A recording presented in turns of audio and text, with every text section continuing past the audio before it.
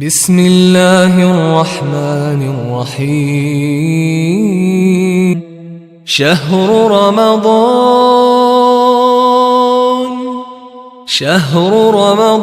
الذی انزل فیہ القرآن شہر رمضان الذی انزل فیہ القرآن هدى للناس وبينات من الهدى والفرقان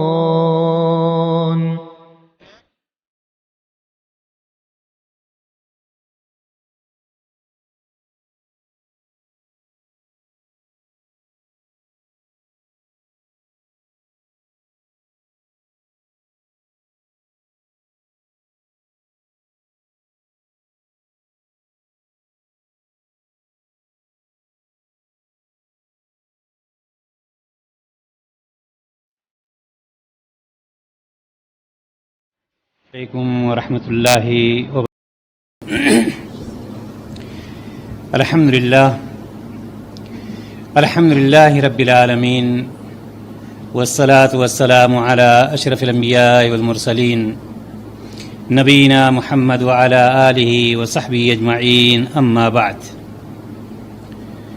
قال اللہ تعالی فی القرآن المجید والفرقان الحمید اعوذ باللہ من الشیطان الرجیم بسم اللہ الرحمن الرحیم شہر رمضان الذی انزل فیہ القرآن ھدی للناس وبینات من الھدی والفرقان۔ دینی بھائیوں اور دوستو، تمام قسم کی حمد و ثنا، تعریف و توصیف اس وحدہ لا شریک کے لیے جو خالق کائنات اور مالک ارض و سما ہے، جس نے ہم سب کو اس دار فانی میں پیدا فرمایا اور اس کے بعد نبی اکرم صلی اللہ علیہ وسلم پر ان گنت بے شمار درود و سلام نازل ہوں۔ آج کی اس محفل میں اللہ تبارک و تعالیٰ کی توفیق سے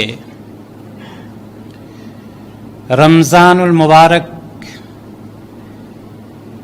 سے متعلق بہت ساری باتیں آپ کے سامنے پیش کی جائیں گی۔ سب سے پہلے ہم استقبال رمضان کے متعلق کچھ باتیں پیش کرنا چاہیں گے۔ اللہ رب العزت قرآن مقدس میں ارشاد فرماتا ہے، شہر رمضان الذی انزل فیہ القرآن، یہ مہینہ رمضان کا وہ مبارک مہینہ ہے جس میں اللہ رب العزت نے قرآن مقدس جیسی کتاب کو نازل فرمایا ہے۔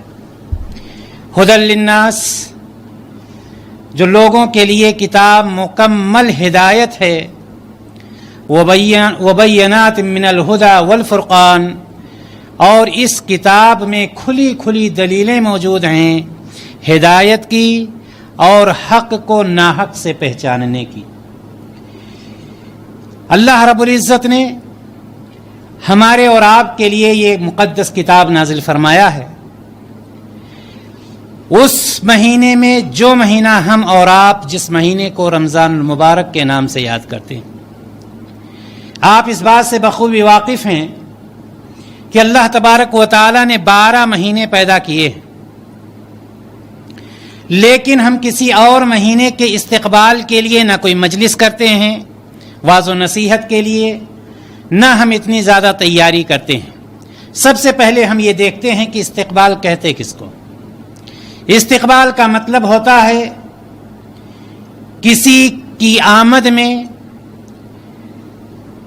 کسی کی آمد کے وقت اس کے استقبال میں اپنے آپ کو پیش کرنا، اس کا احترام کرنا، اس کا خیال کرنا، وہ جس لائق ہے اس کے حساب سے اس کا اہتمام کرنا۔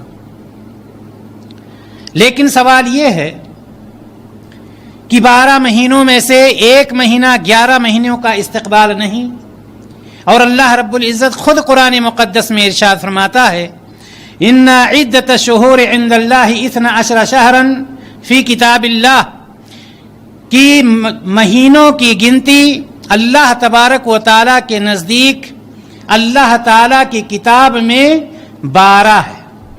यौम खलक़ अस्समावाति वल अर्द, जिस दिन से अल्लाह तबारक व ताला ने आसमान और ज़मीन को पैदा किया है उसी वक्त से। ये आज कोई नई चीज़ नहीं, बल्कि जब से अल्लाह तबारक व ताला ने आसमान और ज़मीन को पैदा किया उसी वक्त से महीनों की गिनती 12 है।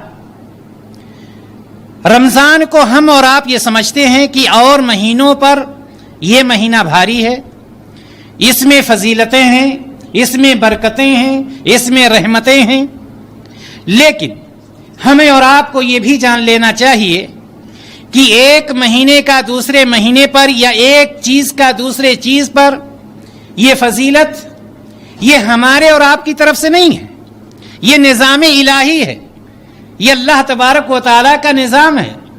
अल्लाह तबारक व ताला कुरान मुक़द्दस में फरमाता है, कुल हल यस्तविल्लज़ीना यअलमून वल्लज़ीना ला यअलमून, क्या वो लोग जो इल्म वाले हैं और जो बेइल्म हैं क्या दोनों बराबर हो सकते हैं? जाहिर सी बात है कि दोनों बराबर नहीं हो सकते। इसी तरह से आप देखेंगे कि बहुत सारी मस्जिदें इस दुनिया में मौजूद हैं, लेकिन क्या सारी मस्जिदों का मर्तबा और मकाम बराबर है? नहीं। आप मस्जिद अक्सा में नमाज पढ़ते हैं, 500 नमाजों का सवाब मिलता है। मस्जिद नबवी में पहुंचते हैं और मस्जिदों के बराबर 1000 का सवाब मिलता है। बैतुल्लाह में वह पहुंचते हैं 1,00,000 के बराबर हो जाता है। एक मस्जिद को दूसरी मस्जिद पर फजीलत हासिल है। दुनिया में बहुत सारे पानी पाए जाते हैं, कोई मीठा पानी, कोई खारा पानी, कोई नमकीन पानी, कोई ऐसा कोई वैसा, लेकिन पानी भी अगर आप देखें तो आबे ज़मज़म को सारे मीठे खारे पानी पे फजीलत और फौकियत हासिल है।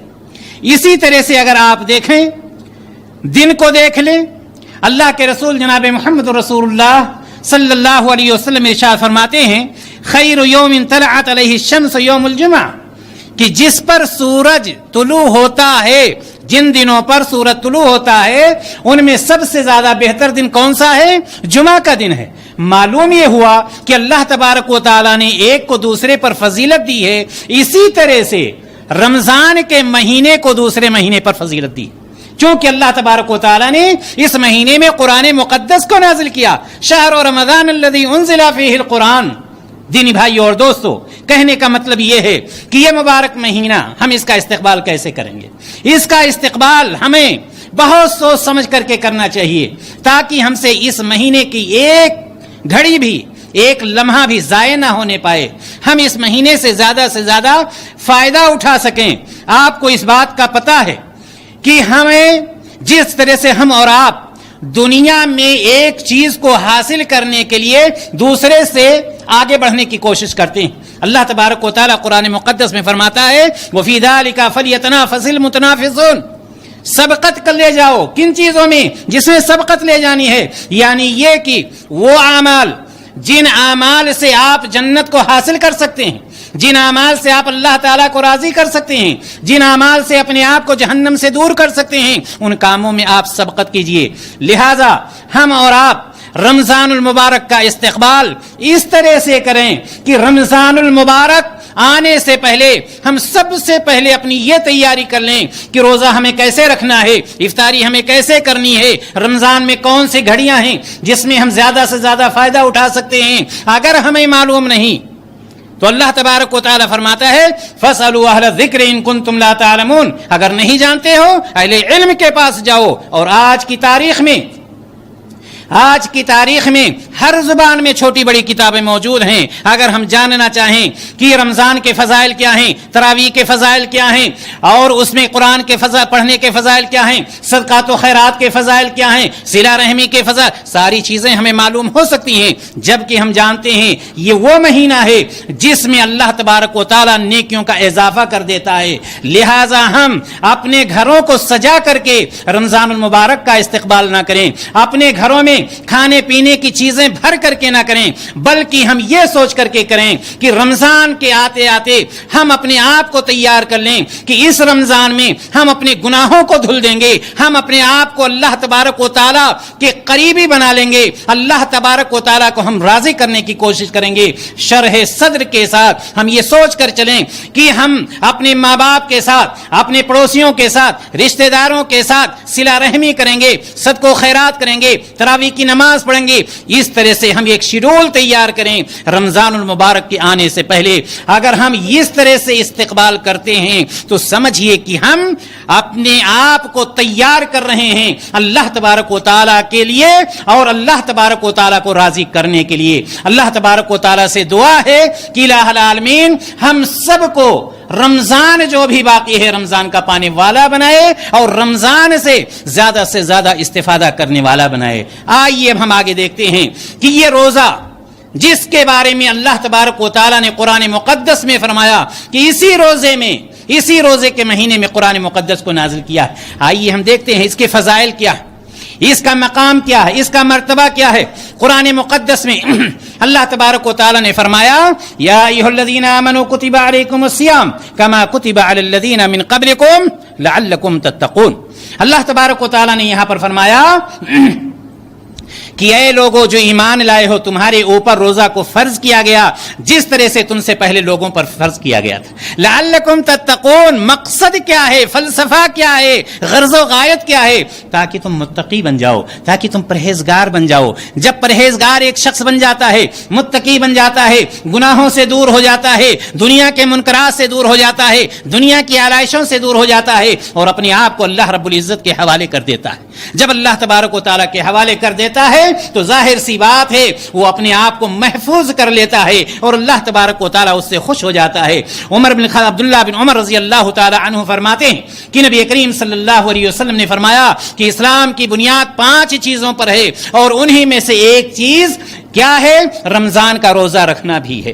کہ رمضان کا روزہ رکھنا، معلوم یہ ہوا کہ ارکان اسلام کا ایک اہم رکن رمضان کا روزہ بھی ہے۔ ابو ہریرہ رضی اللہ تعالی عنہ راوی کہتے ہیں کہ نبی کریم صلی اللہ علیہ وسلم کے پاس ایک آدمی آیا اور کہا کہ اللہ کے رسول صلی اللہ علیہ وسلم مجھے کوئی ایسی چیز بتلا دیجئے جس پر عمل کر کے میں سیدھے جنت میں داخل ہو جاؤں۔ آپ صلی اللہ علیہ وسلم نے فرمایا کہ جاؤ تم اللہ تعالیٰ کی عبادت کرو، اس کے ساتھ کسی کو شریک نہ ٹھہرانا، تم فرض نماز ادا کرنا، فرض روزے رکھنا اور فرض روزے رکھنا اور فرض زکوٰۃ ادا کرنا۔ اس نے کہا اے اللہ کے رسول صلی اللہ علیہ وسلم، اس ذات کی قسم جس کے ہاتھ میں میری جان ہے، اس سے زیادہ میں کچھ نہیں کروں گا۔ آپ صلی اللہ علیہ وسلم نے فرمایا جس کو جنتی دیکھنا ہے یہ دیکھ لے، یہ جنتی جا رہا ہے۔ معلوم یہ ہوا یہ رمضان کے روزے اللہ تبارک و تعالیٰ نے ہمارے اور آپ کے اوپر فرض کر دیے ہیں، بہت ہی زیادہ اس کا مقام ہے۔ بلکہ نبی کریم صلی اللہ علیہ وسلم ارشاد فرماتے ہیں، بخاری مسلم کی روایت کہ جب رمضان آتا ہے تو آسمان کے دروازے کھول دیے جاتے ہیں، جہنم کے دروازے بند کر دیے جاتے ہیں اور وہ شیاطین جو شیطان انسان کا دشمن ہے اللہ تبارک و تعالیٰ اس کو جکڑ دیتا ہے۔ دینی بھائیو اور دوستو، اسی طرح سے آپ یہ بھی یاد رکھیں کہ روزہ قیامت کے دن اللہ تبارک و تعالیٰ کے سامنے ہمارے اور آپ کے لیے سفارشی بن کر کے کھڑا ہو جائے گا اور یہی روزہ کہے گا اے اللہ میں اس بندے کو سونے سے منع کرتا تھا، اس بندے کو میں آرام سے منع کرتا تھا، اے اللہ اس بندے کو میں کھانے پینے سے منع کرتا تھا، اس کی شہوت سے منع کرتا تھا، تیرے لیے یہ روزہ رکھتا تھا، اے اللہ میری سفارش اس کے لیے قبول کر لے۔ اور نبی کریم صلی اللہ علیہ وسلم فرماتے ہیں کہ روزے کی سفارش قبول کر لی جائے گی۔ یہی روزہ ہے، یہ روزہ ہمارے اور آپ کے لیے سفارشی بن کر کھڑا ہو جائے گا۔ ابو ہریرہ رضی اللہ تعالی عنہ سے ایک روایت اور آتی ہے کہ جس میں نبی کریم صلی اللہ علیہ وسلم نے فرمایا کہ اللہ تبارک و تعالی فرماتا ہے کہ ابن آدم کا ہر عمل اس کے لیے ہے سوائے روزہ کے۔ روزہ یہ بندہ میرے لیے رکھتا ہے، میں اس کی جزا دوں گا۔ مبارک ہے وہ مبارکباد کا مستحق ہے وہ شخص جس کے لیے اللہ تبارک و تعالیٰ کہتا ہے یہ بندہ میرے لیے روزہ رکھتا ہے، میں اس کی جزا دوں گا۔ وجہ کیا ہے میرے بھائی اور دوستو؟ وجہ یہ ہے کہ ایک شخص باہر کھائے پیے نہ کھائے پیے کوئی فرق نہیں ہے، لیکن اگر وہ اپنے گھر میں کھاتا ہے یا پیتا ہے یا نہیں کھاتا ہے کوئی نہیں جان سکتا۔ دھوپ ہوتی ہے، پیاس لگی ہوتی ہے، ساری چیزیں ہوتی ہیں، لیکن وہ اللہ تعالیٰ کے خوف سے بند کمرے میں ہے، تنہا ہے، کوئی دوسرا دیکھنے والا نہیں ہے، لیکن وہ جب کلی بھی کرتا ہے تو سوچتا ہے کہیں ایسا نہ ہو حلق سے پانی نیچے چلا جائے۔ اللہ تبارک و تعالیٰ کو اس کی یہ عادت اتنی پسند آتی ہے، اللہ تعالیٰ کہتا ہے یہ بندہ روزہ میرے لیے رکھ رہا ہے، میں ہی اس کو جزا دوں گا۔ اسی طرح سے آپ کو معلوم ہونا چاہیے کہ طلحہ بن عبید اللہ رضی اللہ تعالیٰ عنہ بیان کرتے کہ دو آدمی نبی کریم صلی اللہ علیہ وسلم کی خدمت میں پیش ہوتے ہیں۔ دونوں آدمی آتے ہیں اور نبی کریم صلی اللہ علیہ وسلم سے بیان کرتے ہیں کہ میں اسلام میں داخل ہونا چاہتا ہوں۔ دونوں اسلام میں بیک وقت داخل ہوتے ہیں۔ ایک بندہ جو ہوتا ہے نماز کا بہت پابند ہوتا ہے، بہت ہی زیادہ شریعت کا پابند ہوتا ہے، دو کے دونوں پابند ہیں، لیکن ایک میں عبادت کی زیادہ شوق اس کے اندر ہوتا ہے اور وہ بندہ شہید بھی ہو جاتا ہے۔ دوسرا بندہ جو ہوتا ہے جس نے ساتھ میں اسلام قبول کیا تھا، 1 سال کے بعد اس کی وفات ہوتی ہے۔ طلحہ بن عبید اللہ رضی اللہ تعالی عنہ کہتے ہیں میں نے خواب میں دیکھا کہ یہ بعد میں مرنے والا شخص جو اپنی موت مرا ہے، جو شہید نہیں ہوا ہے، اس شخص سے پہلے جنت میں جا رہا ہے جو شہید ہو کر کے مرا تھا۔ لوگ صبح باتیں کرنے لگتے ہیں، نبی کائنات نے فرمایا کہ تم لوگ کیا باتیں کر رہے ہو؟ کیا تم نے یہ نہیں دیکھا کہ وہ شخص اس سے 1 سال بعد اس کی موت ہوئی ہے، اس نے نمازیں پڑھی، اس نے رمضان کے روزے رکھے، جنت میں ان دونوں کے درمیان اتنا فاصلہ ہے جتنا فاصلہ زمین اور آسمان کے درمیان۔ میرے بھائی اور دوست، غور کرنے کا مقام ہے کس چیز نے فوقیت دی، کس چیز نے اس کو فضیلت دی۔ 1 سال کا روزہ وہ زیادہ رکھا تھا، 1 سال میں جو رمضان کا روزہ آیا اس نے زیادہ رکھا، جس کی وجہ سے نبی کائنات فرما رہے ہیں جنت میں دونوں کے درمیان اتنا فاصلہ ہے۔ ہم اور آپ اندازہ لگائیں پچھلے سال رمضان میں کتنے لوگ موجود تھے، آج کی تاریخ میں وہ نہیں ہیں۔ ہم اور آپ خوش نصیب ہیں کہ ہم روزہ کو انشاءاللہ تعالی پانے والے ہیں، ہم رمضان کے روزے رکھیں گے۔ سال بھر ہم نے نمازیں بھی پڑھی ہیں، جمعہ کی نماز پڑھی، فرض نمازیں ہم نے ساری پڑھی ہیں، رمضان کے روزے رکھنے والے ہیں، انشاءاللہ تعالی اس سے بھی ہم استفادہ کریں گے۔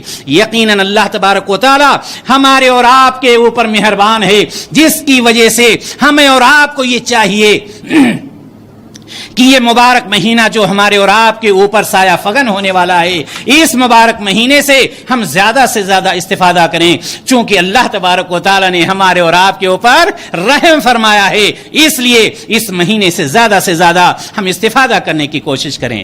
آئیے ہم اور آپ دیکھتے ہیں، رمضان المبارک کے فضائل ہم نے جان لیے، روزے کے فضائل ہم نے جان لیے، لیکن مسائل کو بھی جاننا بہت ضروری ہے۔ آئیے ہم اب دیکھتے ہیں نیت، سحری اور افطاری کے بارے میں بہت اختصار کے ساتھ مسائل، جن کے ذریعے سے ہم ان فضائل کو حاصل کر سکتے ہیں۔ دینی بھائی اور دوستو، عمر بن خطاب رضی اللہ تعالی عنہ فرماتے ہیں کہ نبی کریم صلی اللہ علیہ وسلم نے فرمایا انما الاعمال بالنیات وانما لكل امرئ ما نوى، کہ عمل کا دار و مدار نیتوں پر ہوتا ہے اور ہر شخص کو اس کی نیت کے مطابق بدلہ ملے گا، یعنی جیسی نیت ہوگی ویسی برکت ہوگی۔ اگر نیت خالص ہے تو اللہ تبارک و تعالیٰ قبول فرمائے گا، اگر خالص نہیں ہے تو رائے گا اور بیکار چلی جاتی ہے، کیونکہ سرور کائنات صلی اللہ علیہ وسلم فرماتے ہیں من صلی یرائی فقد اشرک ومن صام یرائی فقد اشرک ومن تصدق یرائی فقد اشرک۔ جس نے دکھاوے کا روزہ رکھنا اس نے شرک کیا، جس نے دکھاوے کی نماز پڑھی اس نے شرک کیا، اور جس نے دکھاوے کے لیے صدقہ و خیرات کیا اس نے بھی شرک کیا۔ لہذا ہمارا روزہ جو ہونا چاہیے دکھاوے کے لیے نہیں بلکہ اللہ تبارک و تعالیٰ کی رضا اور خوشنودی کے لیے ہونی چاہیے۔ جب ہمارا روزہ اللہ تبارک و تعالیٰ کی رضا اور خوشنودی کے لیے ہوگا تو یقیناً اللہ تبارک و تعالیٰ اس کو قبول فرمائے گا۔ آئیے ہم دیکھیں، روزہ 2 طرح کے ہوتے ہیں، ایک روزہ ہوتا ہے فرض اور دوسرا ہوتا ہے نفلی۔ دونوں روزوں کی نیت میں فرق کیا ہے؟ پہلی بات آپ یہ جان لیں، نیت نام ہے دل کے ارادے کا۔ نیت کس کا نام ہے؟ دل کے ارادے کا۔ جو نیت آج کل کی جاتی ہے بصوم غد نویت وغیرہ وغیرہ، یاد رکھیے گا کتاب و سنت سے اس کی کوئی دلیل نہیں ہے، شریعت سے اس کا کوئی تعلق نہیں ہے۔ نیت نام ہے دل کے ارادے کا، لہذا ہم دل سے نیت کریں۔ دوسری بات یہ ہے کہ فرض روزے کی نیت کے لیے طلوع فجر سے پہلے نیت کرنا ضروری ہے۔ فرض روزے کے لیے طلوع فجر سے پہلے نیت کرنا ضروری ہے۔ نبی کریم صلی اللہ علیہ وسلم فرماتے ہیں من لم یجمع الصیام قبل الفجر فلا صیام لہ، کہ جس نے طلوع فجر سے پہلے روزے کی نیت نہیں کی اس کا روزہ نہیں ہوگا۔ یہ فرض روزہ ہے، لیکن اگر آپ نفلی روزہ رکھ رہے ہیں جیسے جمعرات کا روزہ، سوموار کا روزہ، تو اس کے لیے زوال سے پہلے اگر آپ نے کچھ کھایا پیا نہیں ہے تو زوال سے پہلے کبھی بھی نیت کر لیں، کوئی فرق نہیں ہے۔ اسی طرح سے کبھی بھی اس کو توڑ بھی سکتے ہیں، اس کا کفارہ نہیں ہے یا اس کا دم نہیں ہے۔ اسی طرح سے نفلی روزے کی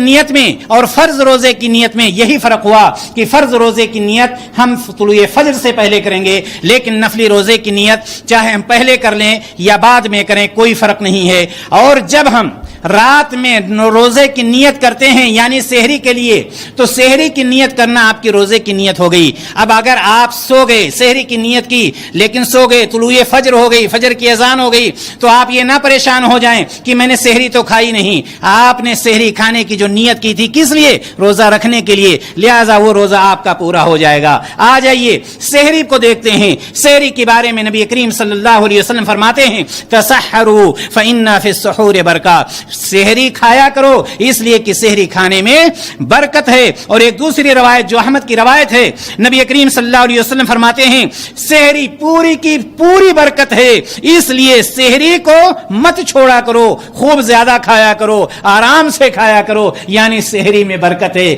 لیکن یاد رکھیں یہ مطلب نہیں ہے کہ اگر آپ نے سحری نہیں کھائی ہے تو آپ کا روزہ باطل ہو جائے گا۔ اسی طرح سے اگر آپ نے سحری نہیں کھائی تب بھی، جیسا کہ میں نے پہلے بھی بتلایا کہ سحری اگر آپ نے نہیں کھائی ہے لیکن آپ پہلے سے نیت کر چکے ہیں تو آپ کے روزے پر کوئی فرق نہیں پڑے گا۔ اگر آپ سحری کے وقت اٹھتے ہیں، سحری کے وقت اگر آپ اٹھتے ہیں اور غسل آپ کے اوپر واجب ہے، سحری کھائیں گے یا غسل کریں گے؟ آپ کے اوپر ایسی صورت میں ہے پہلے سحری کھائیں اس کے بعد غسل کریں، اگرچہ اذان ہو جائے آپ کے روزے پر کوئی فرق پڑنے والا نہیں ہے۔ کچھ لوگ پریشان ہو جاتے ہیں کہ ایسی صورت میں ہم یہ کیا کریں۔ اسی طرح سے اس میں تیسری چیز افطاری کی افطاری میں جلدی کرنا اور سحری میں تاخیر کرنا، یہ چیز انبیاء علیہ السلام کا طریقہ رہا ہے۔ نبی کریم صلی اللہ علیہ وسلم نے فرمایا کہ ثلاث من اخلاق النبوہ، تین چیزیں نبوت کے اخلاق میں سے ہیں۔ ایک چیز افطاری میں جلدی کرنا، دوسری چیز سحری میں تاخیر کرنا، اور تیسری بات نماز میں دائیں ہاتھ بائیں ہاتھ پر باندھنا۔ یہ تین چیزیں نبوت کے اخلاق میں سے ہیں، لہذا افطاری میں جلدی کرنا بھی چاہیے۔ اور اسی طرح سے نبی کریم صلی اللہ علیہ وسلم نے فرمایا لا یزال الناس بخیر ما عجل الفطرہ، جب تک لوگ جلدی افطاری کرتے رہیں گے وہ خیر کے ساتھ رہیں گے۔ یہاں پر آپ دیکھیں گے کچھ لوگ افطاری کرتے وقت یہ سوچتے ہیں کہ چلو 1 منٹ ہم انتظار کر لیتے ہیں، ہو سکتا ہے امام مؤذن صاحب جلدی کر گئے ہوں۔ بالکل سنت کے خلاف، بالکل سنت، جبکہ سحری کے لیے جس میں نبی کریم صلی اللہ علیہ وسلم نے فرمایا کہ تاخیر سے کھاؤ، سحری اتنے جلدی کھا لیتے ہیں 2 بجے تک گپ شپ کریں گے، کھائے اور سو گئے 8 بجے تک۔ سحری میں تاخیر کرنا ہے، افطاری میں جلدی کرنا ہے، یہ نبی کریم صلی اللہ علیہ وسلم کی سنت ہے۔ افطاری کرنا تازہ کھجور کے ساتھ، جس کو ہم رطب کہتے ہیں، یا نارمل کھجور کے ساتھ یا پانی کے ساتھ، کسی کے ساتھ آپ سے افطاری کر سکتے ہیں۔ اسی طرح سے افطاری کی دعا بہت سارے لوگ اللہم لک صمت وعلی رزقک افطر تو یہ دعا پڑھتے ہیں، لیکن یاد رکھیے گا سحری کی اصل جو دعا ہے بسم اللہ، افطاری کی بسم اللہ کر کے آپ افطاری شروع کریں اور پڑھیں ذهب الظمأ وابتلت العروق وثبت الاجر انشاءاللہ تعالی۔ یہ دعا ہے افطاری کی جو نبی کریم صلی اللہ علیہ وسلم نے ہمیں اور آپ کو بتلایا ہے۔ اسی طرح سے افطاری کے بارے میں یہ بھی یاد رہے کہ افطاری سے پہلے نبی کریم صلی اللہ علیہ وسلم کی حدیث آتی ہے کہ افطاری سے پہلے جو دعا کی جاتی ہے وہ دعا کرنا بہت ہی زیادہ مسنون ہے، اور نبی کریم صلی اللہ علیہ وسلم نے فرمایا ہے کہ 3 لوگوں کی دعا رد نہیں کی جاتی، انہی میں سے ایک وہ دعا ہے جو افطاری سے پہلے کی جاتی ہے۔ اس میں خواتین خاص طور سے غلطیاں کرتی ہیں کہ وہ ایسے وقت میں کچن میں مصروف ہو جاتی ہیں، کچن میں لگی رہتی ہیں، یہ بنانا ہے اور وہ بنانا ہے، یہاں تک کہ اذان ہو جاتی ہے، حالانکہ یہ چاہیے کہ کم سے کم 10 منٹ پہلے ساری چیزیں کچن سے سمیٹ کر کے دسترخوان پر بیٹھ جائیں، خود بیٹھیں، اپنے بچوں کو بھی بٹھائیں، گھر والوں کو بٹھائیں اور اس طرح سے دعا کریں۔ اللہ تبارک و تعالی جب دیکھتا ہے کہ میرے بندے بھوکے پیاسے ہیں، ٹھنڈا گرم ساری چیزیں سامنے حاضر ہیں، لیکن میرا بندہ میرے حکم کا انتظار کر رہا ہے، اللہ تبارک و تعالیٰ کو یہ ادا بہت ہی زیادہ پسند آتی ہے، اور یہی وجہ ہے کہ اللہ تبارک و تعالیٰ ایسے وقت کی دعا کو رد نہیں کرتا ہے۔ لہذا ہمیں اور آپ کو یہ چاہیے کہ ہم اور آپ افطاری سے پہلے دعا کو نہ بھولیں۔ کم کھانا ہو وہاں پر کوئی فرق نہیں ہے، لیکن ہم پہلے افطاری کر لیں، مغرب کی نماز پڑھ لیں، اور اس کے بعد پھر ہم اور آپ کھانے کے لیے بیٹھیں، چونکہ وہ وقت بہت ہی اہم ہوتا ہے۔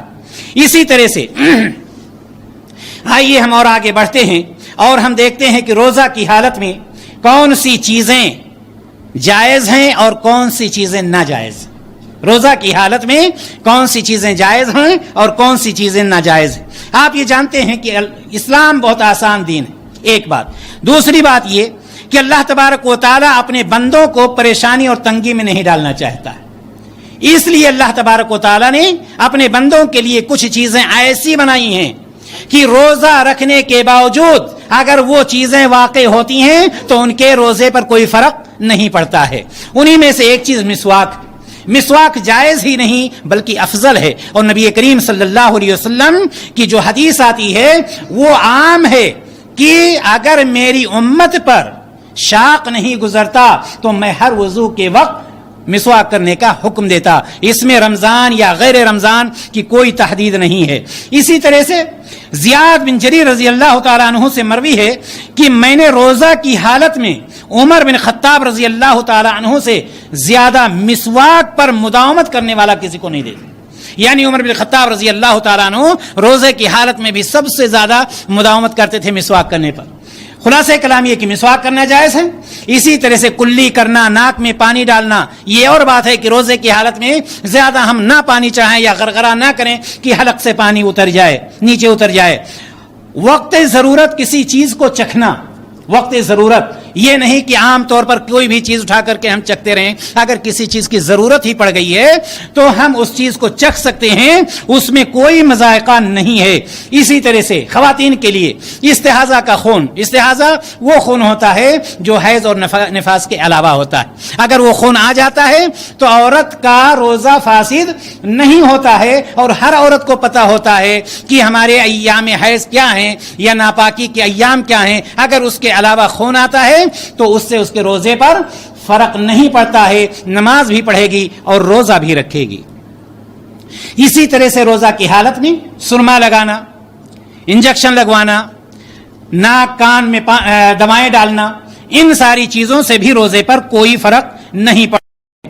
بھول کر کھا پی لینے سے، اگر کوئی شخص بھول کر کھا پی لیا، پورا کا پورا کھا لیا، کھا کر کے سو گیا، اس کو خیال نہیں ہے، پھر یاد آتا ہے کہ میں تو بھول گیا، اللہ کے رسول صلی اللہ علیہ وسلم فرماتے ہیں کہ اس کے روزے پر کوئی فرق نہیں پڑتا، اللہ تبارک و تعالیٰ اپنے بندے کو کھلاتا پلاتا ہے، لہذا اس سے بھی کوئی فرق نہیں پڑتا۔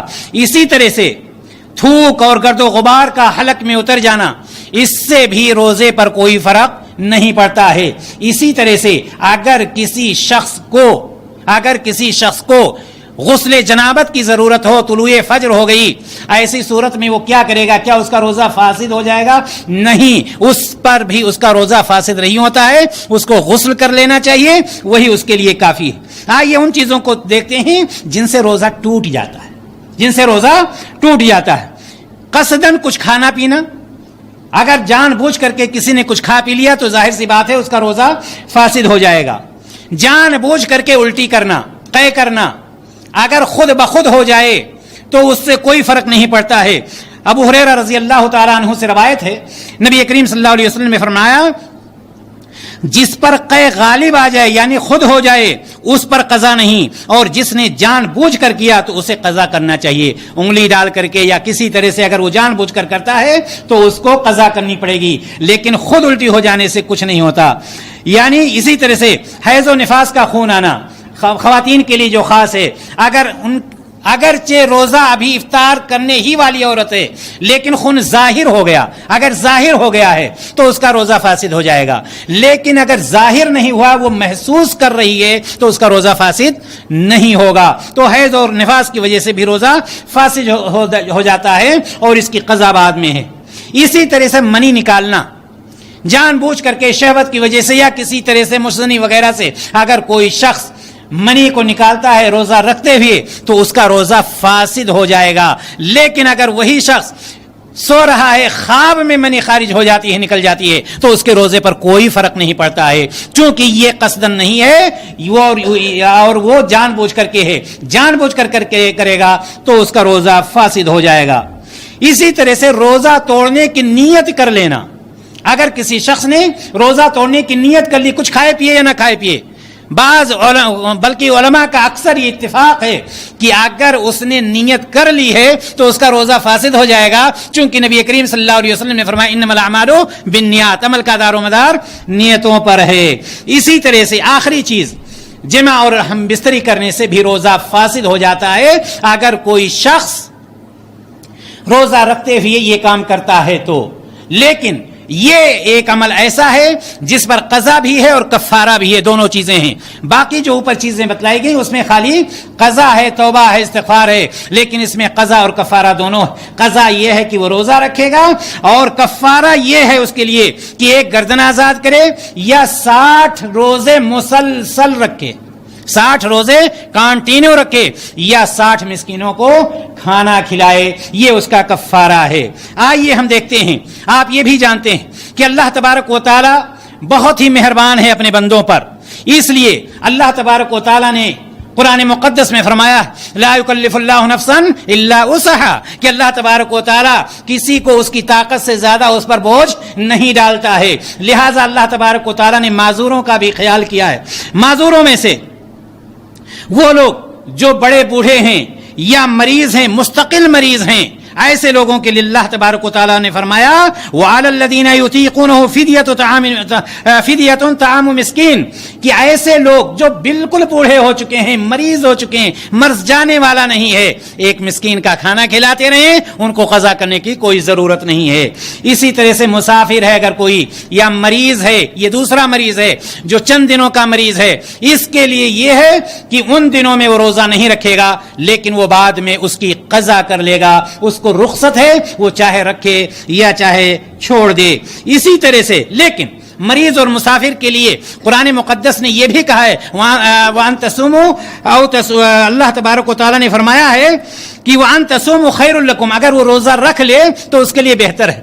مثال کے طور پر ہم اور آپ یہاں سے سفر کر رہے ہیں، 4 گھنٹے کا 6 گھنٹے کا فلائٹ سے ہم جا رہے ہیں، ایسی صورت میں ہمارے اوپر کوئی پریشانی نہیں، اگر ہم رکھ لیتے ہیں تو یہ زیادہ بہتر ہے، رکھ لینا زیادہ بہتر ہے، لیکن اگر نہیں رکھنا چاہتے ہیں تو آپ کے لیے رخصت ہے، دروازہ کھلا ہوا ہے۔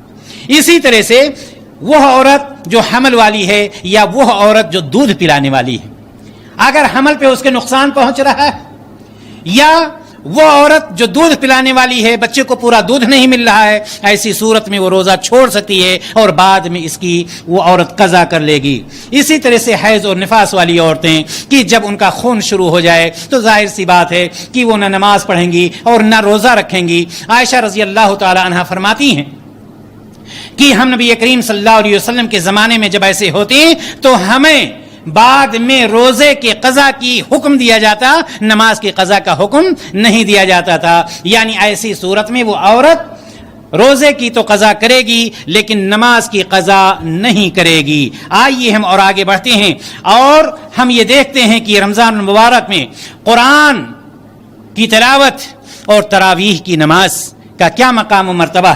دینی بھائی اور دوست، اللہ کے رسول جناب محمد رسول اللہ صلی اللہ علیہ وسلم نے فرمایا من قام رمضان ایمان و احتسابا غفر له ما تقدم من ذنبه، کہ جس شخص نے بھی ایمان کے ساتھ طلب ثواب کی نیت سے قیام اللیل کیا، تراویح کی نماز پڑھی، غفر له ما تقدم من ذنبه، تو اللہ تبارک و تعالی اس کے پچھلے گناہوں کو معاف کر دیتا ہے۔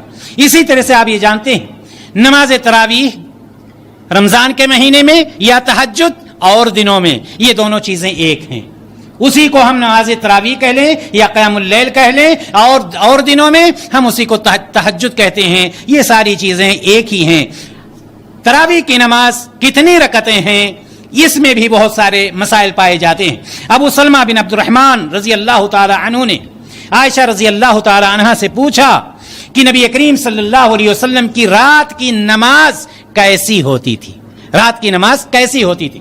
عائشہ رضی اللہ تعالی عنہا جواب دیتی ہیں کہ رمضان میں رات کی نماز یعنی تراویح اور غیر رمضان میں رات کی نماز یعنی تہجد آپ 11 رکعت سے زیادہ نہیں پڑھتے تھے، اور آپ 4 رکعت پڑھتے، اور ان کے طول اور حسن کے بارے میں سوال نہ کیجیے، یعنی کتنا لمبا وہ قیام کیا کرتے تھے، سلام پھیر دیتے تھے اور 4 رکعت ایسے پھر پڑھتے تھے اور 3 رکعت وتر پڑھ لیا کرتے تھے، ظاہر سی بات ہے 2 رکعتیں کر کے۔ اللہ کے رسول جناب محمد رسول اللہ صلی اللہ علیہ وسلم سے یہ حدیث ثابت ہے، جس کے راوی ابو سلمہ بن عبد الرحمن رضی اللہ تعالی عنہ ہے، اور بخاری اور مسلم میں یہ روایت موجود ہے۔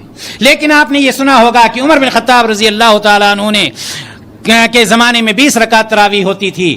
امام مالک رحمہ اللہ نے اپنی کتاب موطا میں 2 اثر نقل کیا ہے۔ ایک اثر جو انہوں نے نقل کیا ہے الصائب بن یزید سے نقل کیا ہے، کہ جس میں الصائب بن یزید کہتے ہیں کہ عمر بن خطاب رضی اللہ تعالی عنہ نے ابی بن کعب اور تمیم الداری کو حکم دیا کہ تراویح کی نماز 11 رکعت پڑھائیں، تراویح کی نماز 11 رکعت پڑھائیں۔ اور دوسرا اثر اسی موطا میں موجود ہے، جس کے راوی یزید بن رومان ہیں، بیان کرتے ہیں کہ لوگ عہد عمر میں، یعنی عمر رضی اللہ تعالی عنہ کے زمانے میں رمضان کے دوران 23 رکعت پڑھتے تھے۔ یزید بن رومان یہ کہتے ہیں کہ عمر بن خطاب رضی اللہ تعالی عنہ کے زمانے میں لوگ 23 رکعت پڑھتے تھے۔ یہ دوسرا اثر جو ہے، اس کے بارے میں علماء نے یہ کہا ہے کہ یہ بالکل منقطع بلکہ ضعیف ہے۔ وجہ کیا ہے؟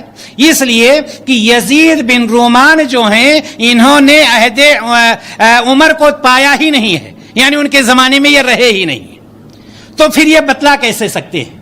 دوسری بات، اگر مان بھی لیا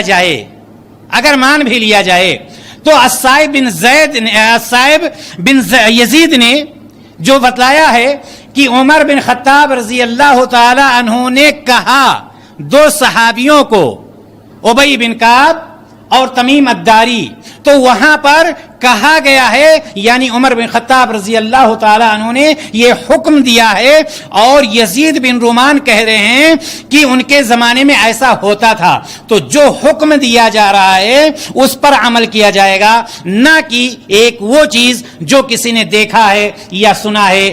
لیکن واللہ عالم بالصواب، جو حدیث سے صحیح ثابت ہے کہ نبی کریم صلی اللہ علیہ وسلم رمضان اور غیر رمضان 11 رکعت سے زیادہ نہیں پڑھتے تھے، بلکہ جابر بن عبداللہ رضی اللہ تعالی عنہ سے بھی مروی ہے کہ نبی کریم صلی اللہ علیہ وسلم نے ہمیں 11 رکعتیں نماز تراویح کی پڑھائی ہیں۔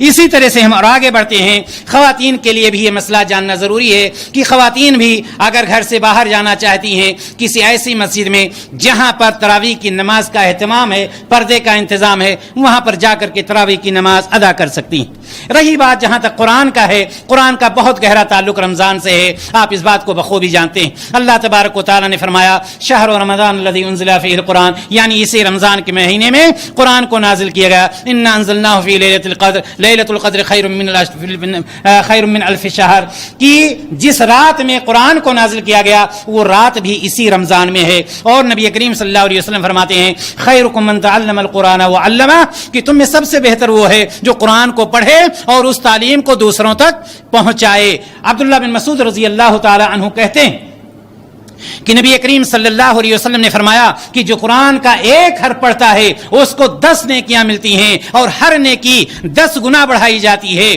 اس طرح سے وہ کہتے ہیں کہ میں یہ نہیں کہتا کہ الف لام میم 1 حرف ہے، بلکہ الف 1 حرف ہوا، لام دوسرا حرف ہوا، میم دوسرا حرف ہوا، یعنی الف لام میم اگر کوئی ادا کرتا ہے تو کم سے کم اس کو جو نیکیاں ملتی ہیں 30 نیکیاں ملتی ہیں۔ اسی طرح سے اس کے فضائل میں سے یہ ہے کہ نبی کریم صلی اللہ علیہ وسلم نے فرمایا کہ قرآن کی تلاوت کرو، اس لیے کہ قرآن قیامت کے دن تلاوت کرنے والے کے لیے سفارشی بن کر کے آئے گا، سفارش کرے گا، اور اللہ تبارک و تعالیٰ اس کی سفارش کو بھی قبول کرے گا۔ اسی طرح سے قتادہ رضی اللہ تعالی عنہ کے بارے میں آتا ہے کہ قتادہ رضی اللہ تعالی عنہ اور دنوں میں قرآن 7 دنوں میں ختم کیا کرتے تھے، یعنی رمضان کے مہینے کے علاوہ، لیکن جب رمضان کا مہینہ آ جاتا تھا ہر 3 رات میں آپ ایک قرآن ختم کر دیا کرتے تھے پڑھ کر کے۔ یہ قتادہ رضی اللہ تعالی عنہ کے بارے میں اور اس طرح سے اسلاف کے بارے میں بہت زیادہ آتا ہے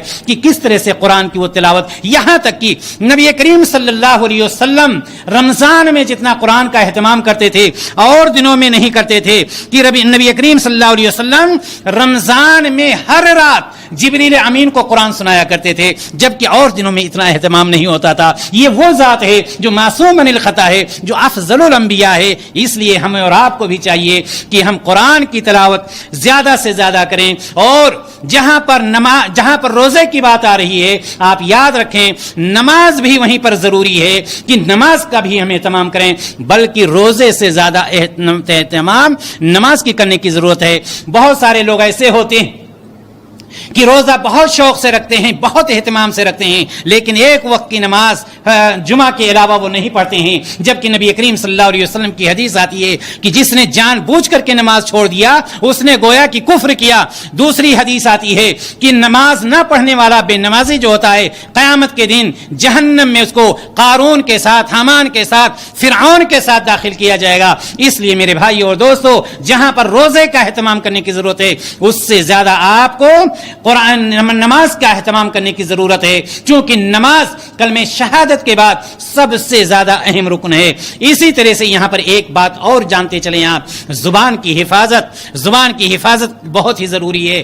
ہم روزہ رکھ لیں اور روزہ رکھ کر کے جھوٹ بھی بولتے رہیں، گالی بھی دیتے رہیں، اول فول بھی بکتے رہیں، چیختے چلاتے بھی رہیں۔ نبی کریم صلی اللہ علیہ وسلم نے فرمایا ہے کہ جو شخص جھوٹ بولنا نہیں چھوڑتا ہے اس کے لیے کوئی ضروری نہیں ہے کہ صبح سے لے کر شام تک بھوکا پیاسا رہے۔ اس لیے جہاں ہمیں جھوٹ چھوڑنا ہے، چغلی چھوڑنی ہے، غیبت چھوڑنی ہے، ان ساری چیزوں کو چھوڑ کر کے پھر ہم روزہ جب رکھتے ہیں تو اللہ تبارک و تعالی ہمیں اور آپ کو اس کا اجر دے گا اور ہمارا روزہ مقبول ہوگا۔ جو ہمارے پچھلے گناہوں کو، جس طرح سے نبی کریم صلی اللہ علیہ وسلم نے فرمایا من صام رمضان ایمانا واحتسابا غفر له ما تقدم من ذنبه، کہ جس شخص نے اللہ تبارک و تعالیٰ کی رضا اور طلب ثواب کی نیت سے روزہ رکھا تو اللہ تبارک و تعالیٰ اس کے پچھلے گناہوں کو معاف کر دے گا۔ آئیے ہم آگے دیکھتے ہیں کہ وہ لوگ جن کو اللہ تبارک و تعالیٰ نے طاقت دے رکھی ہے، تندرستی دے رکھی ہے، لیکن اس کے باوجود روزہ نہیں رکھتے ہیں، جس کو ہم اور آپ روزہ خور کہتے ہیں۔ روزہ خوروں کا انجام کیا ہوگا؟ افسوس کی بات ہے کہ اللہ تبارک و تعالیٰ نے ہمیں اور آپ کو طاقت اور قوت دے رکھی ہے۔ اللہ تبارک و تعالیٰ نے ہمارے اوپر اس روزے کو فرض کیا، کتب علیکم الصیام، تمہارے اوپر یہ روزہ فرض کیا گیا ہے۔ اور دوسری جگہ پر فرمایا فمن شہد منکم الشہر فلیصمہ، جو اس مہینے کو پائے اس کے اوپر یہ روزہ رکھنا ہی رکھنا ہے، فرض ہے۔ صحیحین کی روایت پہلے بھی بیان کی گئی کہ ارکان اسلام کا ایک اہم رکن ہے کہ ہم روزہ رکھیں۔ اگر ہم جان بوجھ کر روزے کا انکار کرتے ہیں ظاہر سی بات ہے اسلام سے باہر ہو جائیں گے، لیکن اگر کوئی شخص جان بوجھ کر کے ترک کرتا ہے لیکن اس کا انکار نہیں کرتا ہے، لیکن وہ شخص اعلانیہ کھاتا پیتا ہے، روزے داروں کے سامنے کھاتا پیتا ہے، اور آج کل شہروں میں خاص طور سے دیہاتوں میں بھی ایسے لوگ پائے جاتے ہیں کہ ان کے اوپر ذرہ برابر کوئی احساس نہیں ہوتا ہے۔ ایسے لوگوں کو سن لینا چاہیے کہ نبی کائنات جناب محمد رسول اللہ صلی اللہ علیہ وسلم فرماتے ہیں میری امت کا ہر فرد معاف کر دیا جائے گا سوائے ان لوگوں کے جو اعلانیہ گناہوں کا ارتکاب کرتے ہیں۔ بخاری اور مسلم کی روایت۔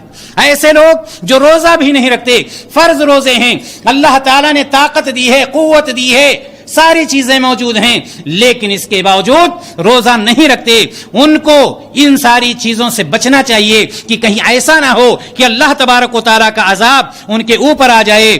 اللہ کے رسول جناب محمد رسول اللہ صلی اللہ علیہ وسلم فرماتے ہیں یہ مہینہ جو تم پر آیا ہے ایک ایسی رات ہے، اس مہینے میں ایک ایسی رات ہے جو 1000 مہینوں سے بہتر ہے۔ جو شخص اس کی سعادت حاصل کرنے سے محروم رہا وہ ہر بھلائی سے محروم رہا۔ اب وہ شخص جو رمضان کے روزے نہیں رکھتا ہے، اس حدیث کی روشنی میں کوئی بھی بھلائی اس کو نہیں مل سکتی ہے، یعنی ساری بھلائیوں سے وہ محروم ہے۔ بعد میں وہی کہتا ہے میری شادی نہیں ہو رہی، شادی ہو گئے تو بچے نہیں ہو رہے، بچے ہو گئے تو صحیح نہیں ہو رہے ہیں، ان کی طبیعت خراب، یہاں سے نوکری چھوٹی، وہاں گئے، ایسے ہوا۔ وہ یہ نہیں دیکھتا کہ اللہ تبارک و تعالیٰ نے ہمیں طاقت اور قوت دی تھی، ہم اللہ تبارک و تعالیٰ کے ساتھ کیا کر رہے ہیں، اللہ تعالیٰ نے جو حکم ہمیں دیا تھا ہم کر رہے ہیں یا نہیں کر رہے ہیں۔ دینی بھائی اور دوستو، کعب بن عجرہ رضی اللہ تعالیٰ عنہ فرماتے ہیں کہ نبی کریم صلی اللہ علیہ وسلم نے صحابہ کرام سے فرمایا میرے صحابیوں ممبر لاؤ، ممبر حاضر کر دیا گیا۔ نبی کریم صلی اللہ علیہ وسلم نے پہلی سیڑھی پر قدم رکھا، فرمایا آمین، دوسری پر قدم رکھا، فرمایا آمین، تیسری پر قدم رکھا، فرمایا آمین۔ نبی کریم صلی اللہ علیہ وسلم جب فارغ ہوتے ہیں، ممبر سے نیچے آتے ہیں، نبی کریم صلی اللہ علیہ وسلم سے صحابہ نے پوچھا کہ اللہ کے رسول صلی اللہ علیہ وسلم اس سے پہلے کبھی ایسا نہیں دیکھا گیا کہ آپ نے ممبر پر چڑھتے ہوئے آمین کہا ہو۔ نبی کریم صلی اللہ علیہ وسلم نے فرمایا جب میں نے پہلی سیڑھی پر قدم رکھا جبریل امین آئے اور انہوں نے کہا ہلاکت ہو اس شخص کے لیے جو رمضان کا مہینہ پائے اور اپنے گناہوں کی بخشش نہ کروا لے، میں نے کہا آمین۔ میں نے دوسری سیڑھی پر قدم رکھا، جبریل امین نے کہا کہ ہلاکت ہے اس کے لیے بھی کہ جب میرا نام آئے اور میرے اوپر درود نہ بھیجے، اس کے لیے بھی ہلاکت ہو، میں نے کہا آمین۔ اور جب میں نے تیسری سیڑھی پر قدم رکھا اور جب نبی کریم صلی اللہ علیہ وسلم فرماتے ہیں کہ جب میں نے تیسری سیڑھی پر قدم رکھا اس وقت بھی جبریل امین نے کہا کہ وہ شخص جس نے اپنے ماں باپ کو یا دونوں میں سے کسی ایک کو بڑھاپے کی حالت میں پایا اور بڑھاپے کی حالت میں پا کر خدمت کر کے جنت حاصل نہیں کر لیا، اس کے لیے بھی ہلاکت ہو، میں نے کہا آمین۔ میرے بھائی اور دوستو، اگر کسی کے اوپر بد دعا جبریل امین کی طرف سے ہو رہی ہو اور آمین افضل الانبیاء جناب محمد رسول اللہ صلی اللہ علیہ وسلم کی طرف سے ہو رہی ہو، کیا بتلائیں اس کے لیے خیر ہو سکتی ہے؟ کبھی نہیں۔ اور یہی نہیں، آئیے امامہ باہلی رضی اللہ تعالیٰ عنہ کیا فرماتے ہیں۔ امامہ باہلی رضی اللہ تعالیٰ عنہ فرماتے ہیں کہ نبی کریم صلی اللہ علیہ وسلم نے فرمایا میں سویا ہوا تھا، دو لوگ میرے پاس آئے، انہوں نے میرا کندھا پکڑا، مجھے اٹھایا، ایک پہاڑی کے پاس لے گئے، پہاڑی بہت ہی دشوار گزار تھی، مجھ سے کہا اوپر چڑھو، میں نے کہا مجھ سے چڑھا نہیں جائے گا، انہوں نے کہا ہم آپ کا ساتھ دیتے ہیں، آپ کا سپورٹ کرتے ہیں۔ آپ صلی اللہ علیہ وسلم آگے چڑھنے لگے، یہاں تک کہ پہاڑی کے اوپر پہنچتے، پہاڑی کے اوپر پہنچے، چیخ و پکار کی آواز سنی، نبی کریم صلی اللہ علیہ وسلم نے پوچھا یہ کیا چیز ہے؟ کہا کہ یہ کس کی چیخ و پکار ہے؟ انہوں نے کہا یہ جہنمیوں کی چیخ و پکار ہے۔ کہتے ہیں مجھے اور آگے لے جایا گیا، میں نے وہاں پر دیکھا کچھ لوگوں کو الٹے لٹکا دیا گیا ہے، ان کے جبڑے کو پھاڑ دیا گیا ہے، ان کے منہ سے خون گر رہا ہے۔ میں نے پوچھا یہ کون لوگ ہیں جن کو اس طرح سے بری سزا دی جا رہی ہے؟ کہتے ہیں یہ وہ لوگ ہیں کہ رمضان المبارک کے مہینے میں وقت سے پہلے یہ افطار کیا کرتے تھے۔ میرے بھائی اور دوستو، میں یہاں یہ کہنا چاہتا ہوں کہ اس میں ماں باپ کا رول زیادہ ہوتا ہے۔ وہ ماں باپ جو اپنے بچوں کو بچپن سے روزہ نہیں رکھواتے ہیں وہ جوان ہو کر کے بھی روزہ نہیں رکھتے ہیں۔ عمر بن خطاب رضی اللہ تعالیٰ عنہ کے زمانے میں ایک بوڑھا شخص رمضان کے مہینے میں شراب پیتے ہوئے پکڑا گیا، اس کو پکڑا بلا کر کے لایا گیا۔ امیر المومنین کہتے ہیں کہ تیرا ستیہ ناس ہو، میرے بچے بھی روزہ رکھتے ہیں اور تو رمضان کے مہینے میں شراب پیتا ہے۔ اس طرح سے جب ہم اپنے بچوں کو تلقین کریں گے، اپنے بچوں کی تربیت کریں گے، جس طرح سے قرآن اللہ کے رسول صلی اللہ علیہ وسلم نے فرمایا کہ جب بچہ 7 سال کا ہو جائے نماز کا حکم دو اور جب 10 سال کا ہو جائے تو تادیبی کارروائی کرو۔ جس طرح سے نماز کے لیے آپ کو کرنا ہے اسی طرح سے آپ کو یہاں پر بھی کرنا ہے کہ بچے کو ہمارے اسلاف کیا کرتے تھے، اپنے بچوں کو روزہ رکھواتے تھے، ان کے لیے گھر میں کھلونے لا کر رکھتے تھے، جب بچوں کو بھوک لگتی، جب بچوں کو پیاس لگتی وہ کھلونا دے دیتے، وہ کھیلنے لگتے، ان کا بھوک پیاس سب ختم ہو جاتا اور اس طرح سے وہ اپنا روزہ مکمل کر لیتے تھے۔ میرے بھائی اور دوستو، اللہ تبارک و تعالی نے کہا ہے یا ایھا الذین آمنوا قوا انفسکم واہلیکم نارا وقودھا الناس والحجارہ، اے مومنو اپنے نفس کو آگ سے بچاؤ اور اپنے اہل و عیال کو بھی بچاؤ۔ جب ہم اپنے بچوں کی تلقین، اپنے بچوں کی تربیت بچپن سے کریں گے اس لیے کہ کلکم رائن و کلکم مسئولون عن رعیتہ، ہر شخص نگہبان ہے اور ہر شخص سے اس کی نگہبانی کے بارے میں اللہ تبارک و تعالی سوال کرے گا۔ لہٰذا میں کہنا چاہتا ہوں ان لوگوں کو جن کو اللہ تبارک و تعالیٰ نے طاقت و قوت دی ہے، جوان ہیں، ہٹے کٹے ہیں، اور رمضان کے مہینے میں کھاتے پیتے ٹہلتے رہتے ہیں دن میں، ان کو انتظار کرنا چاہیے اس گھڑی کا کہ جس گھڑی اللہ تبارک و تعالیٰ ان پر عذاب لے آئے گا، یا وہ اپنے آپ کو صحیح کر لیں۔ دینی بھائی اور دوستو، اللہ تبارک و تعالیٰ سے دعا ہے کہ ہر شخص اپنے بچوں کی دینی تربیت کرے اور اپنے بچوں کو دین کے راستے پر چلائے، نبی کریم صلی اللہ علیہ وسلم کے بتلائے ہوئے طریقے کے مطابق ان کی تربیت کرے تاکہ وہ بچے ان کے لیے صدقے جاریہ بن سکیں۔ آئیے ہم آگے دیکھتے ہیں رمضان المبارک عید کے تعلق سے آخری چیز شب قدر اور اعتکاف اور ساتھ ہی ساتھ صدقۃ الفطر کے بارے میں، اور اس کے بعد اپنی بات کو ہم ختم کرتے۔ شب قدر، اللہ کے رسول صلی اللہ علیہ وسلم نے فرمایا من قام لیلۃ القدر ایمانا واحتسابا غفر له ما تقدم من ذنبه، کہ جس نے اللہ کی رضا کے لیے طلب ثواب کی نیت سے قیام اللیل کیا، اللہ تبارک و تعالیٰ اس کے گناہوں کو بخش دے گا، پچھلے گناہ جتنے ہیں اللہ تبارک و تعالیٰ معاف کر دے گا۔ سوال یہ ہے کہ یہ شب قدر ہے کب، جس کی اتنی فضیلت ہے؟ اللہ تبارک و تعالیٰ فرماتا ہے انا انزلناہ فی لیلۃ القدر وما ادراک ما لیلۃ القدر لیلۃ القدر خیر من الف شہر۔ کتنا فائدہ ہے اس کا؟ اللہ تعالیٰ نے فرمایا کہ 1000 مہینوں کی عبادت سے کہیں زیادہ بہتر، یہ نہیں کہ 1000 مہینوں کی طرح سے، 1000 مہینوں کی عبادت سے کہیں زیادہ بہتر۔ کتنے سال ہو گئے؟ 83 سال 4 ماہ کی عبادت۔ اگر کوئی شخص ایک رات کی عبادت حاصل کر لیتا ہے، گویا کہ اس نے 83 سال 4 مہینہ اس نے عبادت کیا، اور اتنا نہیں اس سے بہتر کیا ہے۔ یہ اللہ تبارک و تعالی ہمیں اور آپ کو فرماتا۔ لہذا ہمیں اور آپ کو چاہیے کہ ہم اس رات کو تلاش کریں، ہے کہاں وہ رات؟ آپ کو یہ بتلایا جاتا ہوگا کہ 27ویں رات، ایک رات شب بیداری کر لیجئے، پا گئے لیلۃ القدر کو، جبکہ نبی کائنات صلی اللہ علیہ وسلم کیا فرما رہے ہیں؟ تحروا لیلۃ القدر فی الوتر من العشر الاواخر من رمضان، رواہ البخاری۔ قدر کی رات، عزت کی رات کو رمضان المبارک کی 10 آخری طاق راتوں میں تلاش کرو۔ رمضان المبارک کی آخری عشرہ کی 10 طاق راتوں میں، طاق راتیں کون سی ہوتی ہیں؟ 21، 23، 25، 27 اور 29، یہ طاق راتیں ہوتی ہیں۔ نبی کریم صلی اللہ علیہ وسلم نے فرمایا کہ تلاشو، آپ صلی اللہ علیہ وسلم فرماتے ہیں تلاشو۔ ہم کہہ رہے ہیں کہ ہم پائے ہوئے بیٹھے ہیں۔ بھائی جب ہم نے کہہ دیا کہ 27 کو ہے تو یہی جواب ہوا نا کہ ہم پائے ہوئے بیٹھے، جبکہ نبی کریم صلی اللہ علیہ وسلم فرماتے ہیں تحرو، تلاش کرو۔ اسی طرح سے آپ یہ بھی جان لیجئے کہ یہ شب بیداری کرنا یہ کمال کی بات نہیں۔ آپ دیکھیں گے دیہاتوں میں، شہروں میں، اپنے یہاں کہ کچھ نوجوان جو اپنے آپ کو نوجوان سمجھتے ہیں، اس رات میں بہت ہی شوق سے بریانی بنانا، یہ کرنا، وہ پوری رات وہ ہنگامہ کیے رہیں گے، نہ خود سوئیں گے، نہ سوئے دیں گے، نہ عبادت کریں گے، نہ عبادت کرنے دیں گے۔ وہ سمجھتے ہیں رات کا جاگ لینا یہی شب قدر کو حاصل کرنا۔ یاد رکھنا، جاگنا کمال نہیں ہے، یہ وقوف عرفہ نہیں ہے کہ عرفہ میں جا کر کے اپنے آپ کو حاضر کر دو، وہ عرفہ کا حق ادا ہو جائے گا۔ اس رات میں جو جتنی عبادت کرے گا، اس رات میں جو جتنی عبادت کرے گا اس سے فائدہ اٹھائے گا۔ نبی کریم صلی اللہ علیہ وسلم کے بارے میں عائشہ رضی اللہ تعالی عنہا فرماتی اذا دخل العشر شد مئزرہ واحیا لیلہ وایقظ اہلہ، متفق علیہ۔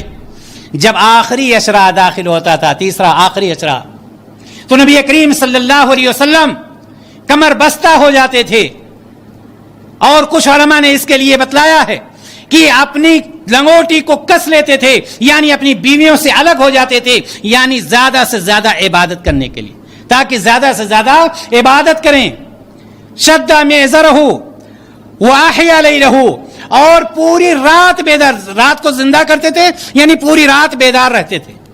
اور کیا ہمارے اور آپ کی طرح سے اگر ہم قرآن پڑھنے بیٹھ گئے، دروازہ بند کر دیا، خاموشی سے پڑھ رہے ہیں، بیٹے کی نیند خراب نہ ہو جائے، بیٹی کی نیند خراب نہ ہو جائے، بہو کی نیند خراب نہ ہو جائے، نہیں، وَأَيْقَظَ أَهْلَهُ، اپنے گھر والوں کو بھی جگاتے تھے۔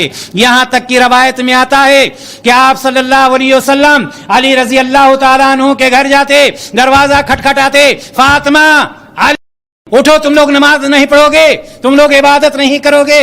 نبی کریم صلی اللہ علیہ وسلم کا طریقہ یہ رہا۔ کون سی رات؟ وہ رات جس کی عبادت 1000 مہینوں کی عبادت سے کہیں زیادہ بہتر۔ عائشہ رضی اللہ تعالی عنہا پوچھتی ہیں، اے اللہ کے رسول صلی اللہ علیہ وسلم، اگر میں شب قدر کو پا لوں تو میں کیا پڑھوں؟ اگر میں شب قدر کو پالوں تو میں کیا پڑھوں؟ نبی کریم صلی اللہ علیہ وسلم نے فرمایا، اللہم انک عفو تحب العفو فاعف عنی۔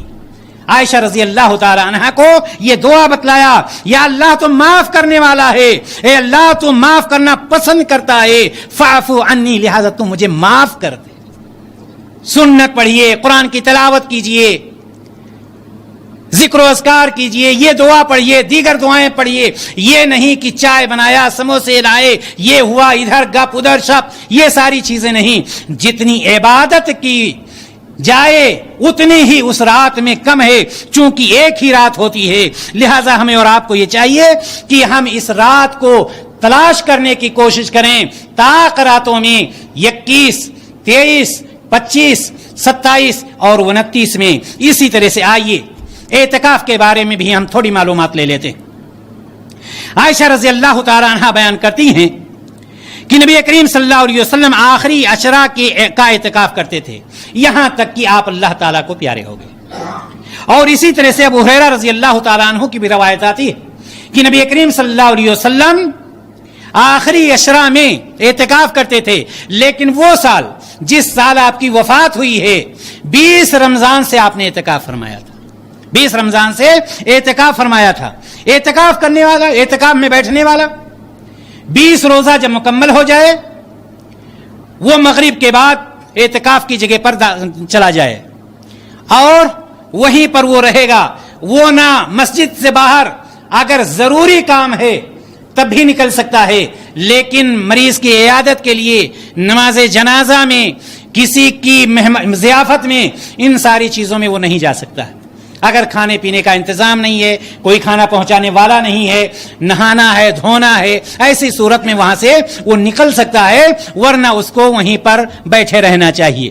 ایک دوسری روایت بھی آتی ہے عائشہ رضی اللہ تعالی عنہا سے غالباً کہ نبی کریم صلی اللہ علیہ وسلم 21ویں رات کی فجر میں اعتکاف کی جگہ پر جاتے تھے۔ علماء نے اس پر اتفاق کیا ہے کہ اس کا مطلب یہ ہے کہ نبی کریم صلی اللہ علیہ وسلم 20 کا روزہ ختم ہونے کے بعد مسجد میں داخل ہو جاتے تھے، لیکن فجر کی نماز پڑھ کر مسجد سے نکلتے نہیں تھے، فجر کی نماز پڑھ کر کے اعتکاف کی جگہ پر جاتے تھے۔ لہذا وہ شخص مسجد میں اگر داخل ہو گیا ہے تو گویا کہ اس حدیث پر بھی عمل ہو جائے گا، لیکن 20 کا روزہ مکمل کرنے کے بعد اس کو وہاں پر پہنچ جانا چاہیے۔ آخری چیز، صدقہ فطر۔ صدقہ فطر کیا چیز ہے؟ ایک ہے زکوٰۃ، جو شخص صاحب نصاب ہو جاتا ہے اس کے اوپر زکوٰۃ واجب ہے۔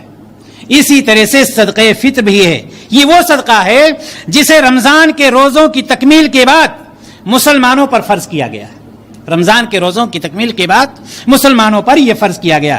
اس کی فرضیت پر علماء اسلام میں تقریباً سب کے سب متفق ہیں، اور اس کے لیے صاحب نصاب ہونا ضروری نہیں، چاہے وہ امیر ہو، چاہے غریب ہو، چاہے غلام ہو، چاہے آزاد ہو، چھوٹا ہو، بڑا ہو، مرد ہو، عورت ہو، ہر ایک کے اوپر یہ فرض، ہر ایک کے اوپر یہ فرض ہے۔ اس کی مقدار کیا ہے؟ 1 سا۔ صدقہ فطر کی مقدار کیا ہے؟ 1 سا، یعنی 3.25 سیر یا 2.5 کلو، 3.25 سیر یا 2.5 کلو اس کی مقدار ہے۔ لیکن یہاں پر سوال یہ ہے کہ کس چیز میں، کیا قیمت کوئی دے سکتا ہے یا نہیں دے سکتا ہے، یا غلہ ہی نکالنا ہوگا؟ جس طرح سے نبی کریم صلی اللہ علیہ وسلم کے زمانے میں کھانے پینے کی چیز، کھجور، منقہ، کشمش، یہ ساری چیزیں نکالی جاتی تھیں۔ یاد رکھیں گے، کسی بھی حدیث سے صدقۃ الفطر، کسی بھی حدیث سے صدقۃ الفطر قیمت نکالنا ثابت نہیں ہے۔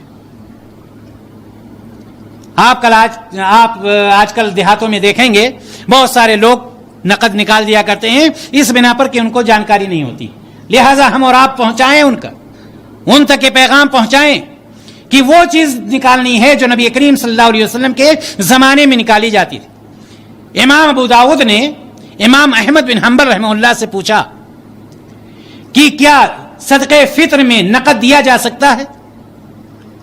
تو امام احمد بن حنبل نے فرمایا کہ مجھے خوف ہے کہ سنت کے خلاف ہونے کی وجہ سے صدقہ فطر کی قیمت مقبول نہیں ہوگی، چونکہ نبی کریم صلی اللہ علیہ وسلم کے زمانے میں قیمت ادا نہیں کی گئی۔ اسی طرح سے مشہور محدث علامہ عبید اللہ مبارک پوری رحمہ اللہ فرماتے ہیں کہ میرے نزدیک ترجیح اس بات کی ہے کہ صدقہ فطر کی قیمت نہیں ادا کی جائے گی بلکہ کھانے پینے کی چیزیں نکالی جائیں گی۔ لہذا ہمیں اور آپ کو اس بات کا خیال رکھنا چاہیے کہ ہم صدقہ فطر قیمت کی شکل میں نہ نکالیں۔ قیمت کی شکل کیا ہو سکتی ہے؟ اگر کوئی شخص وکیل بن گیا، جیسے 10 آدمی موجود ہیں، ایک شخص اس میں وکیل ہو جاتا ہے کہ 20 ریال مثال کے طور پر نکالنا ہے، 9 لوگوں کا پیسہ جمع کر لیا اور جا کر کے وہ غلہ خریدتا ہے اور خریدنے کے بعد غربا مساکین میں اس کو تقسیم کر دیتا ہے۔ تو یہ صدقہ فطر آپ نے قیمت گویا کہ نہیں نکالا ہے بلکہ کسی کو وکیل بنایا ہے۔ لہذا اگر ایسا ہے تو کسی کو وکیل بنا کر کے آپ دے سکتے ہیں۔ آپ نے مجھے دے دیا کہ میری طرف سے صدقہ فطر نکال دینا، آپ نے 20 ریال مجھے، یا میں نے 20 ریال آپ کو دے دیا، تو میں نے گویا آپ کو وکیل بنایا یا آپ نے مجھے وکیل بنایا ہے۔ اس طرح سے صدقہ فطر کے بارے میں یہ جان لینا چاہیے کہ قیمت نہیں بلکہ اس کے لیے غلہ ہی نکالا جائے گا، چونکہ نبی کریم صلی اللہ علیہ وسلم کے زمانے میں کبھی بھی قیمت ادا نہیں کی گئی ہے۔ اسی پر میں اپنی بات کو اس دعا کے ساتھ ختم کرتا ہوں کہ اللہ تبارک و تعالی ہم سب کو رمضان المبارک کے مہینے سے زیادہ فائدہ اٹھانے کی توفیق عطا فرمائے، ہمیں اپنے گناہوں کو بخشوانے کی، اپنے آپ کو اللہ تعالیٰ سے راضی کرنے کی توفیق عطا فرمائے، ہمارے اندر وہ جذبہ پیدا کر دے، ہمارے اندر وہ طاقت اور قوت پیدا کر دے، ہمیں شیطان کے وسوسے سے محفوظ رکھے کہ ہم اس مہینے میں زیادہ سے زیادہ عبادت کر کے اپنے آپ کو گناہوں سے پاک و صاف کر لیں، اپنے آپ کو جنت کے راستے پر لے آئیں، اپنے آپ کو جہنم کے راستے سے دور کر لیں۔ وآخر دعوانا ان الحمد للہ رب العالمین۔ السلام علیکم ورحمۃ اللہ وبرکاتہ۔